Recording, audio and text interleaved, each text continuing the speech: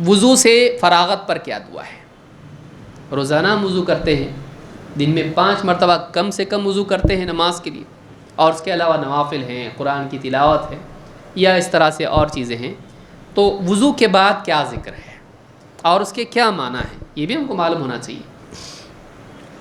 اللہ کے رسول صلی اللہ علیہ وسلم فرماتے ہیں من توضأ فأحسن الوضوء، جو شخص وضو کرے اور اچھے سے وضو کرے. وضو کرے اور کیسا وضو کرے؟ اچھے سے. اچھے سے وضو کا مطلب یہ ہے کامل وضو کرے. ایسا نہیں کرے کہ وضو کر رہا ہے تو کوہنیاں سوکھی ہیں، اور پاؤں دھو رہا ہے تو ٹخنے سوکھے ہیں. نہیں، بعض لوگ وضو کرتے ہیں ان کا وضو ادھورا ہوتا ہے، وہ دھیان نہیں دیتے کہ ہمارا وضو کامل ہے کہ نہیں ہے. وضو کے اعضاء سوکھے نہیں رہنا چاہیے، بلکہ خاص طور سے کوہنیاں اور ٹخنے. حدیث میں کیا ہے؟ وَيْلٌ لِّلْأَعْقَابِ مِنَ النَّارِ. آپ صلی اللہ علیہ وسلم نے دیکھا ایک آدمی کو کہ اس کی ایڑی، ٹخنے یا پیچھے کا جو حصہ ہے ایڑی کا، یہ کیا ہے؟ سوکھا رہ گیا تھا، ایڑیاں اس کی سوکھی رہ گئی. آپ نے فرمایا وَيْلٌ لِّلْأَعْقَابِ مِنَ النَّارِ، سوکھی ایڑیوں کے لیے جہنم کا عذاب ہے. کوئی یہ معمولی چیز نہیں ہے. کیوں؟ اس بات کی علامت ہے کہ آپ کو پرواہ نہیں ہے وضو ٹھیک سے ہوا کہ نہیں ہوا. آپ نے دھیان دے کے وضو کیا نہیں.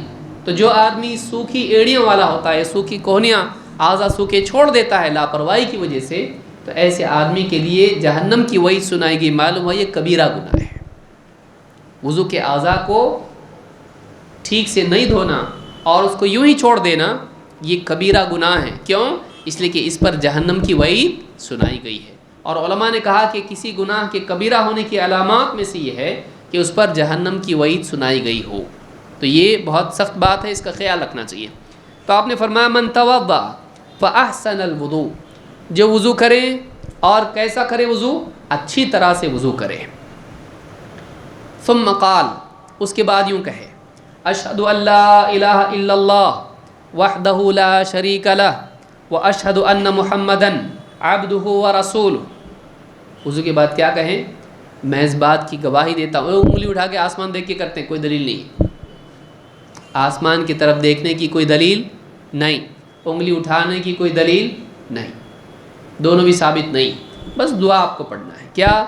میں اس بات کی گواہی دیتا ہوں کہ اللہ کے سوا کوئی عبادت کے لائق نہیں. وحدہ لا شریک لہ، وہ یکتا ہے، ایک ہے. لا شریک لہ، اس کا کوئی شریک نہیں. واشہد ان محمدا عبدہ ورسولہ، اور میں اس بات کی بھی گواہی دیتا ہوں کہ محمد صلی اللہ علیہ وسلم اللہ کے بندے اور اس کے رسول ہیں. بعض روایتوں میں عبداللہ ورسولہ بھی ہے کہ آپ اللہ کے بندے اور اللہ کے رسول ہیں. اللہم اجعلنی من التوابین وجعلنی من المتطہرین. اور آگے کیا ذکر ہے؟ اے اللہ مجھے خوب توبہ کرنے والوں میں سے، بار بار توبہ کرنے والوں میں سے بنا، اور مجھے خوب پاک صاف رہنے والوں میں سے بنا. نمبر 1 شہادتین، دو چیزیں مانگ رہا ہے. کیا؟ اے اللہ مجھے خوب توبہ کرنے والا اور پاک صاف رہنے والا بنا. جب ایسا پڑھتا ہے آدمی تو کیا ہوتا؟ ٹھیک ہے بھائی پڑھنا چاہیے، لیکن اس کا ثواب کیا ہے؟ آپ فرماتے ہیں فتحت لہ ثمانیۃ ابواب الجنۃ یدخل من ایہا شاء، اس کے لیے جنت کے 8 دروازے کھل جاتے ہیں جس سے چاہے جنت میں داخل ہو. اتنا سا چھوٹا عمل ہے، کوئی بہت بڑی محنت ہے نہیں. فضیلت کیا ہے؟ اس کی شان میں، اس کی فضیلت کے لیے، اس کے انعام کے طور پر جنت کے 8 دروازے اس کے لیے کھل جاتے ہیں، جس دروازے سے تیرا جی چاہے جنت میں جائے. اب فرض کیجئے آپ مسجد سے باہر نکلے، 8 مرسیڈیز آ کے کھڑی ہو گئی. یہ جلدی سمجھتا ہے ہاں؟ 8 مرسیڈیز آ کے کھڑی ہو گئی آپ کو ریسیو کرنے کے لیے، آپ کو گھر تک چھوڑنے کے لیے، اور اس میں سے ڈرائیور باہر نکل کے 8 گاڑیوں کے دروازے کھول دیے. مرسیڈیز نہیں، رولز رائس آپ کے لیے ہے، اور آپ کے لیے دروازے سب کھول کے ڈرائیور باہر کھڑا ہو گیا. آئیے صاحب، اس آدمی کو کتنی خوشی ہوگی، کیا ٹھاٹھ ہے اس کے، ہاں ایک نہیں 8 رولز رائس، اور وہ بھی کیا ہے، دروازہ کھول کے ڈرائیور کھڑا ہو گیا اس کے لیے. تو یہ کیا ہے اس کا اکرام. سڑی ہوئی گاڑیاں ان کے ڈرائیور اگر کھولیں دروازے، یہ اکرام ہے، بہت بڑی چیز ہے. جنت کے دروازے اللہ اس کے لیے کھول رہا ہے، 8 دروازے، جس دروازے سے چاہے داخل ہو جائے، جس گاڑی میں بیٹھنا بیٹھے، جس دروازے سے جنت میں جانا ہے جا. کتنی بڑی فضیلت ہے. کیوں؟ اس لیے کہ بات ایسی کر رہا ہو، اس کی زبان سے نکلنے والے کلمات اتنے اعلیٰ ہیں. کیا مانگ رہا ہو اللہ سے؟ نمبر 1 وہ گواہی دے رہا، سب سے بڑی گواہی جو فرعون نے نہیں دی. جو انبیاء دعوت لے کر آئے ہیں، سارے نبیوں نے جو دعوت دی ہے وہ دعوت دے رہا ہے، وہ دعا کر رہا ہے، وہ گواہی دے رہا ہے. کیا؟ اشہد ان لا الہ الا اللہ، میں گواہی دیتا ہوں کہ اللہ کے سوا کوئی عبادت کے لائق نہیں. وہ کہہ رہا میں اپنی زندگی میں نہ سورج کو پوچھتا ہوں، نہ چاند کو، نہ آسمان کو، نہ زمین کو، نہ ہوا کو، نہ آگ کو، نہ مٹی، نہ دھرتی، نہ کچھ. بڑے بڑے بادشاہ میں کسی کو نہیں پوچھتا، پیڑ کو بھی نہیں پوچھتا، جنات بھی نہیں، فرشتے بھی نہیں، انبیاء بھی نہیں، کسی کو نہیں پوچھتا. میں پوچھتا نہیں، پوجتا نہیں، کسی کی عبادت نہیں کرتا. میں صرف ایک اللہ کی عبادت کرتا. میں کسی کا بندہ نہیں، میں ایک اللہ کا بندہ ہوں. چھوٹی بات ہے یہ، اتنی بڑی بات بول رہا ہوں. میں کسی کا بندہ نہیں، میں صرف ایک اللہ کا بندہ ہوں. وحدہ لا شریک لہ. اور سن لو، وہ ایک ہے، 3 نہیں جیسا عیسائی مانتے ہیں، انیک نہیں جیسا مشرکین مانتے ہیں، 2 نہیں جیسا چینی لوگ، جاپانی لوگ مانتے ہیں، جیسے آگ کی پوجا کرنے والے مانتے، خیر کا رب، شر کا رب. ایک ہے وہ بس، لا شریک لہ، اس کا کوئی شریک نہیں ہے. اتنا بڑا سٹیٹمنٹ دے رہا ہے وہ آفیشلی. میرا آفیشل سٹیٹمنٹ ہے، بول رہا ہوں میں گواہی دیتا ہوں اس بات کی. کوئی بولے نہ بولے، کوئی مانے نہ مانے، میں مانتا اس بات کو، اللہ کے سوا کوئی عبادت کے لائق نہیں، وہ ایک ہے، اس کا کوئی شریک نہیں. اور دوسری گواہی بھی سنو، وَأَشْهَدُ أَنَّ مُحَمَّدًا عَبْدُهُ وَرَسُولُهُ. میں عیسائیوں کی طرح بھی نہیں جنہوں نے اپنے نبی کو معبود بنا لیا، اور میں یہودیوں کی طرح بھی نہیں جنہوں نے نبیوں کا انکار کیا اور ان کا قتل کر دیا. میں محمد صلی اللہ علیہ وسلم کو اللہ کا رسول بھی مانتا ہوں اور بندہ بھی مانتا ہوں. بندہ مانتا ہوں، رب نہیں، معبود نہیں، آپ بندے ہیں. لیکن عام بندہ نہیں مانتا. کیا مانتا ہوں؟ آپ اللہ کے رسول ہیں. آپ کا مقام بہت اونچا ہے، اللہ نے آپ کے ذریعے انسانیت کو ہدایت دی. تو میں محمد صلی اللہ علیہ وسلم کو رسول مانتا ہوں، کوئی مانے نہ مانے، میں مانتا ہوں. 2 بنیادی چیزیں، توحید اور اتباع، ان کی اصل. اس کا اقرار کر رہا ہے. کاہے کے بعد؟ وضو کے بعد. ایک آدمی جب اسلام میں آتا ہے کیا بولتا ہو؟ یہی بولتا ہے. اسلام میں جب آتا ہے تو کیا اقرار کر کے آتا؟ یہی. وضو کے بعد وہ یہ پڑھ رہا ہے. اچھا وضو سے کیا ہوتا ہے؟ جب آدمی وضو کرتا ہے اس کے قطروں کے ساتھ کیا ہوتا ہے؟ گناہ جھڑ جاتے ہیں، پاک صاف ہو گیا. یہ ظاہری پاکی ہے. باطن کی گندگی کیا ہے؟ شرک، کفر، بدعات.